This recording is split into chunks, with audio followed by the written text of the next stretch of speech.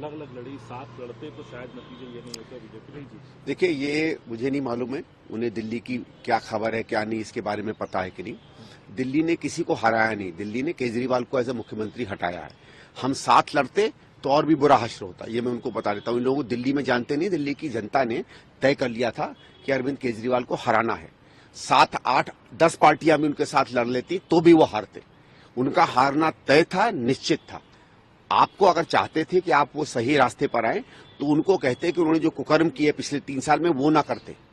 जिस तरीके से वो बार बार विपक्ष को, कांग्रेस के हमारे नेताओं को गाली देते थे, वो गाली देना बंद कर देते। जिस तरीके से उन्होंने शराब में उल्टे सीधे काम किए, शीश महल में उल्टे सीधे काम किए, दिल्ली की सड़कों को बर्बाद किया, वो ना करते। उनके कुशासन के ऊपर, उनके भ्रष्टाचार के ऊपर उनके खिलाफ वोट पड़ा है। साथ लड़ने से, नहीं लड़ने से ये थोड़ी होता है कि खराब सरकार जो है दोबारा चुन जाएगी। सर, लेकिन दिल्ली के नतीजों को आप कैसे देखते हैं? आप लोग कांग्रेस की परिप्रेक्ष्य में बात करना चाहूंगा, कांग्रेस के परिप्रेक्ष्य में नतीजों को आप कैसे देखते हैं? देखिए, एक तो ऐसा है, मुझे लगता है कि हमको ज्यादा वोट मिलना चाहिए था, लेकिन हुआ क्या, जो मुझे बार बार धीरे धीरे पता चला कि हम लोगों ने जो मुद्दे उठाए उससे एक एंटी आम आदमी वेव तो दिल्ली में चल गई। बीजेपी तो 1-2 बात को, शीश महल कुछ और करती थी, उससे कोई सरकारें नहीं बदलती हैं। जो पूरा माहौल बनाया उनके खिलाफ, वो हमारी पार्टी ने मुद्दे उठाए। लेकिन बहुत से वोटरों ने मुझसे कहा कि साहब, आप तो 2024 में साथ लड़े थे, हम कैसे जाने कि दोबारा साथ नहीं हो जाएंगे। तो वो एक ऐसा विकल्प ढूंढ रहे थे जहां कहीं भी उन्हें इलेक्शन के बाद भी गलती से भी अरविंद केजरीवाल का चेहरा न दिख जाए।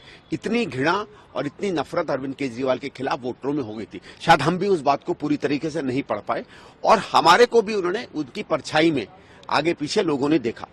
दूसरा, जो मुस्लिम और दलित वोटर था, वो भी इनसे बहुत नाराज था, वो कांग्रेस की तरफ आना चाहता था। लेकिन प्राथमिक रूप से वो दोनों चाहते थे कि कुछ भी हो, कितना भी खराब केजरीवाल हो, हम बीजेपी को नहीं चाहते।